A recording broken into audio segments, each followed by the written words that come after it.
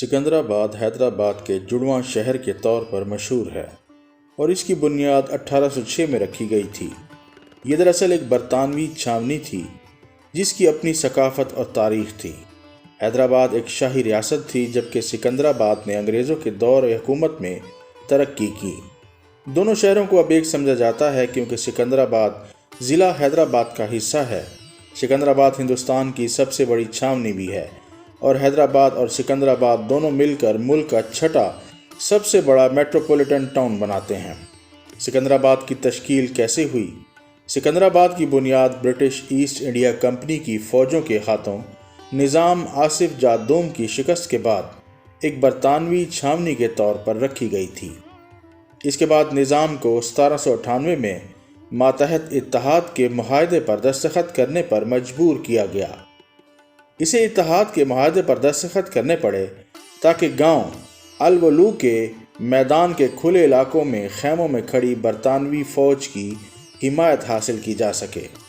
1803 میں نظام سکندر جاہ نے اپنے نام پر الولو کا نام سکندرآباد رکھا۔ سکندرآباد کو 1806 میں برطانوی چھاونی کے طور پر بنایا گیا تھا۔ حسین ساگر جھیل نے حیدرآباد اور سکندرآباد کو الگ کیا۔ یہ جھیل 16ویں صدی میں قطب شاہی خاندان کے دور میں بنائی گئی تھی۔ سکندرآباد کی بنیاد اس بڑی انسانی ساختہ جھیل کے شمال کی طرف رکھی گئی، یہاں تک کہ اس زمانے میں سکندرآباد میں سرکاری زبان انگریزی تھی۔ سکندرآباد کے دیگر تاریخی نشانات میں ترمل گیری میں اونچی دیوار کی تعمیر شامل ہے جو 1867 میں مکمل ہوئی۔ رجمنٹل بازار اور جنرل بازار کی تخلیق۔ 1874 میں سکندرآباد ریلوے اسٹیشن کا قیام عمل میں آیا۔ 1851 میں ایڈورڈ میموریل ہسپتال کا قیام شامل ہے۔ 1860 میں ریزیڈنسی ہاؤس کی تعمیر جو اب راشٹرپتی نیلائم کے نام سے جانا جاتا ہے۔ 1890 کی دہائی میں سر ونسٹن چرچل سکندرآباد میں برطانوی فوج میں بطور سبالٹرن تعینات تھے۔ سر رونالڈ راس نے اس شہر میں ملیریا کی وجہ پر تحقیق کی۔ اس عمارت کا نام سر رونالڈ راس انسٹیٹیوٹ ہے جو منسٹر روڈ پر واقع ہے۔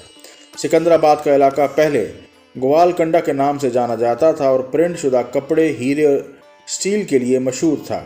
یہاں یورپ اور ایشیا کے ساتھ تجارت کی جاتی تھی۔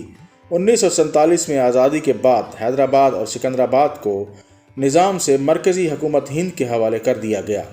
آزادی کے بعد سکندرآباد کنٹونمنٹ بورڈ ہندوستانی مسلح افواج کے دار اختیار میں آ گیا۔